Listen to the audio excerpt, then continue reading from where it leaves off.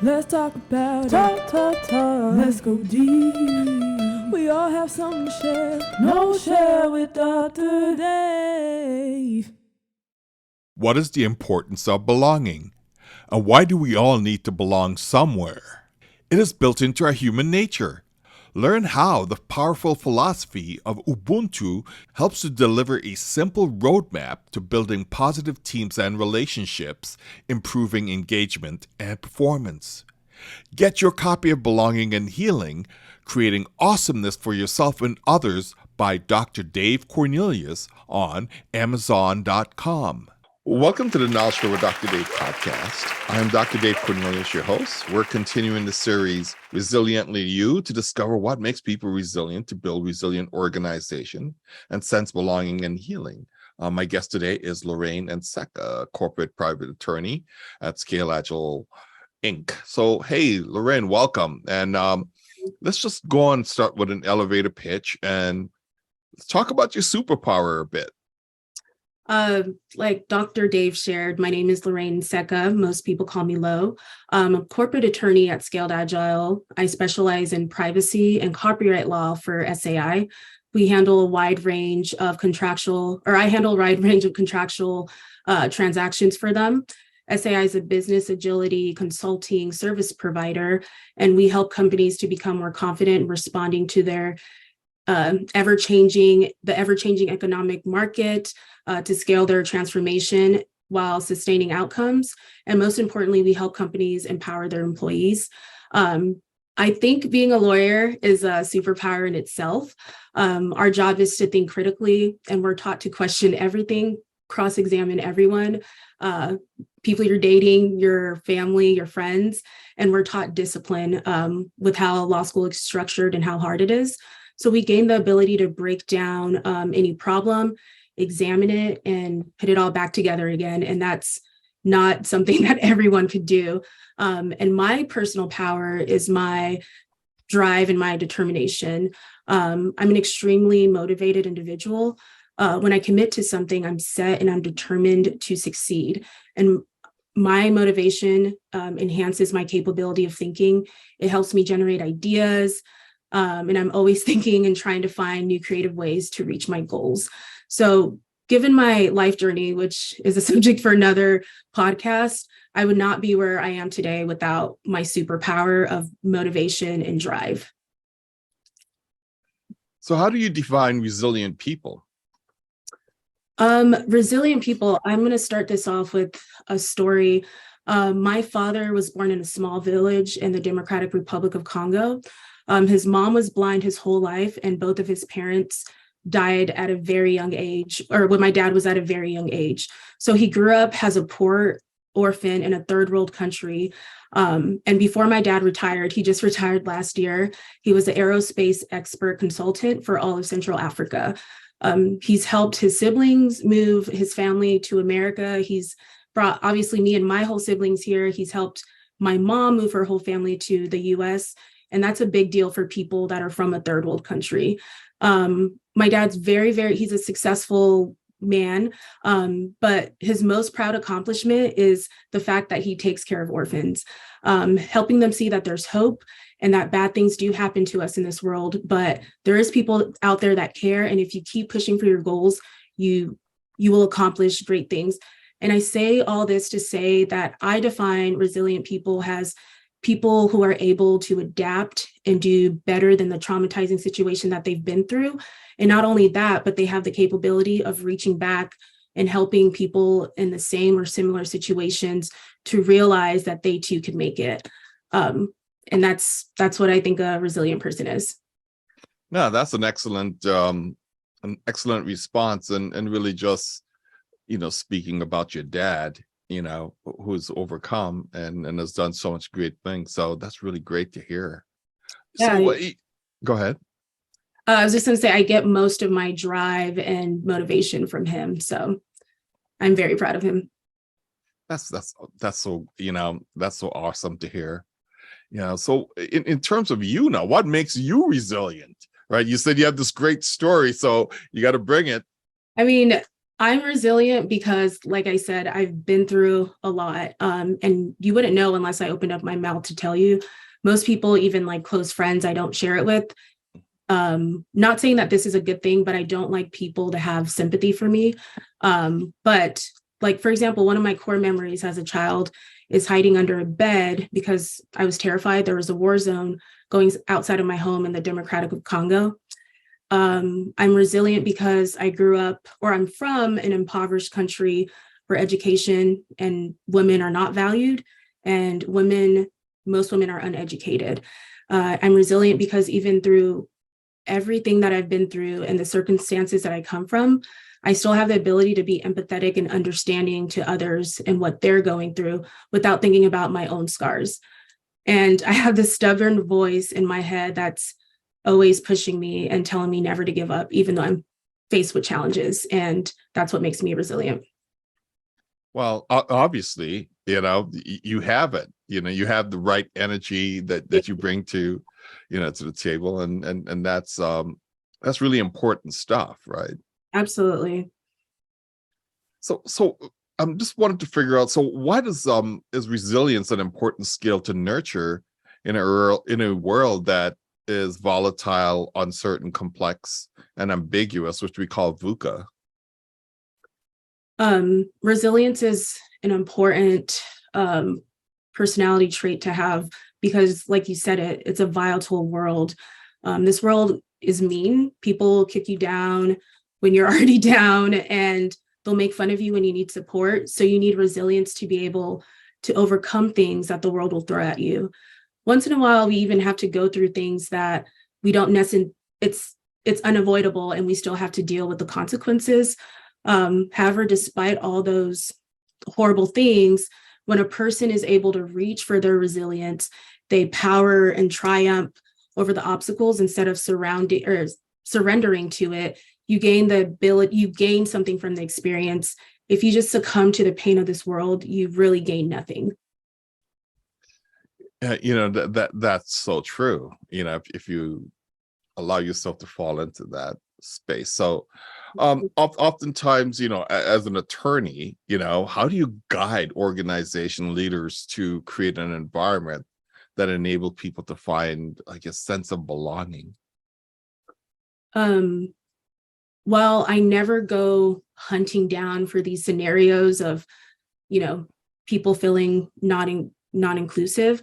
I believe that when every one of us witnesses something that they might consider non-inclusive, that we have the responsibility to note that incident and privately speak to leadership about what we've noticed. And I feel doubly responsible as a minority, both by being a woman and a person of color, because I have a keener insight into what non-exclusivity looks like, or what is considered non-inclusivity.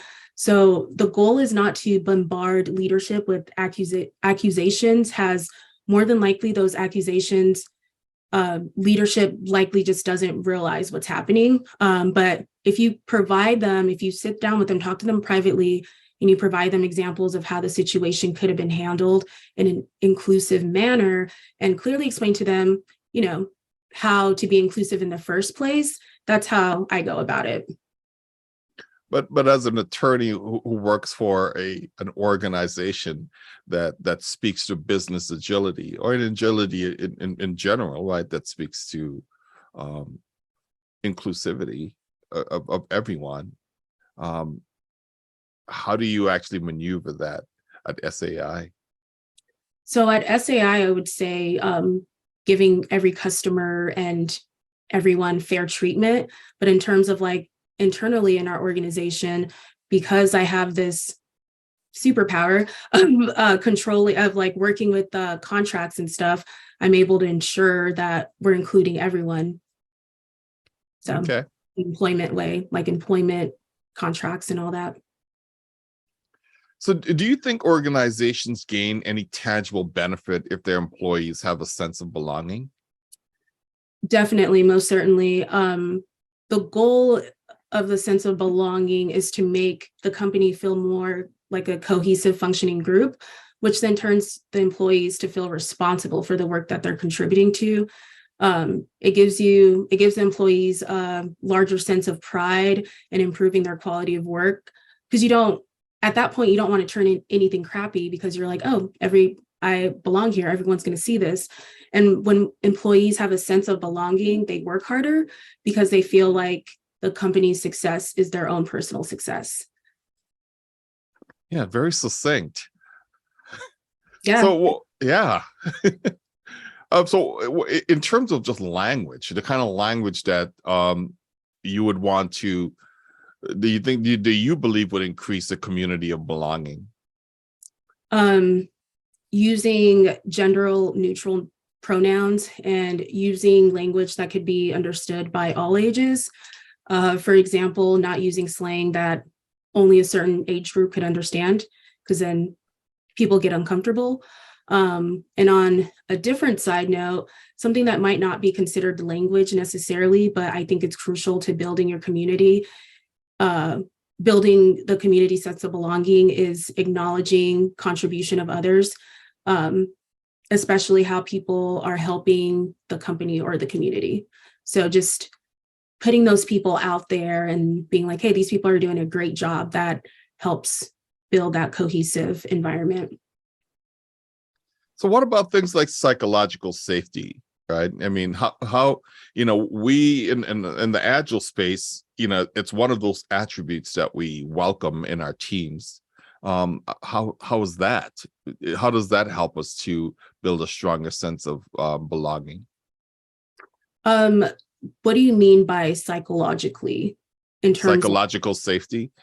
So it's a concept that we have the freedom to be able to share what's on our mind, share our ideas, to be innovative.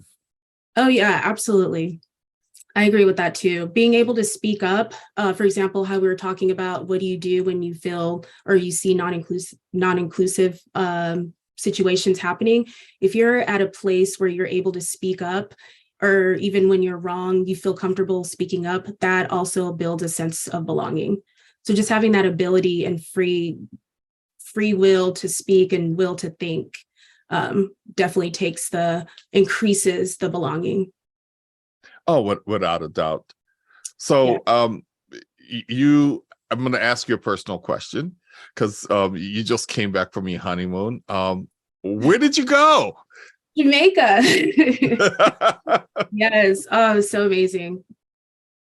You're going to share anything with that experience, what you did? We did all the things, experienced all the things, ate all the food. We stayed at an all-inclusive resort, which was actually my first time. And I mean, I spoiled myself. I didn't say no to anything. I said yes to everything. I got my hair braided. It was just an amazing experience. We got to visit Bob Marley, which my brother is named after Bob Marley. So that was fun. It was great. I loved it. We can't wait to go back, honestly. Oh, that's amazing. So congratulations again. Thank you. Yeah. So in terms of just wanting to find some words of encouragement that you would like to provide as a gift to our listeners today, what would you tell them? The next Lo or Lorienne, who's listening to this, what words of encouragement would you have for her, or even him? If you want a happy life, pursue your goals. And if you want to achieve those goals, work hard. And there's no such thing as good luck. And finally, my last advice would be a good person. And that's how you get places. Wow, that's why you're a lawyer. You're to the point, like you don't want to give us too many words. That leaves us. Yeah. Well, good. Is there anything else you would like to add or share before I close? No, that's it. Thank you so much for having me here. No, thank you for agreeing to do this. I think it's really important that we highlight, women of color who are doing amazing things, and make sure that they're seen, right? So that's really important for me. So Thank you. I had a wonderful time. Awesome. So let me close and say thank you for listening to the KnolShare with Dr. Dave podcast. I invite you to come back to gain more insight and perspectives that may help you with discovering, resiliently you. Mhm. KnolShare with Dr. Dave podcast is streamed on Spotify, Audible, Apple, and Google. Thank you, Kiana Brow Hendrickson, for dropping in music for this podcast. It was so much fun working with my niece. It's for her to do, the music for this. This podcast is copywritten 2022 by Dr. Dave Cornelius and KnolShare.org. Again, thank you for listening, and stay tuned for our next episode of Resiliently You in our series, as we continue to share our stories and experiences. So be well and speak soon. A game-changing framework for evaluating what it means to create value. Deliver value, happy contributing people, satisfied customers, thriving business. Value is one of those concepts everyone thinks they understand until the moment they must describe it to someone else. Deliver value is essential reading for every business owner, executive, manager, entrepreneur, and anyone who cares about the future of work. What are you waiting for? Get your copy of Deliver Value book right now on Amazon.com. Get your free chapters of Deliver Value book right now on DeliverValueBook.com. That's DeliverValueBook.com. Let's talk about talk. Let's go deep. We all have something to share. KnolShare with Dr. Dave.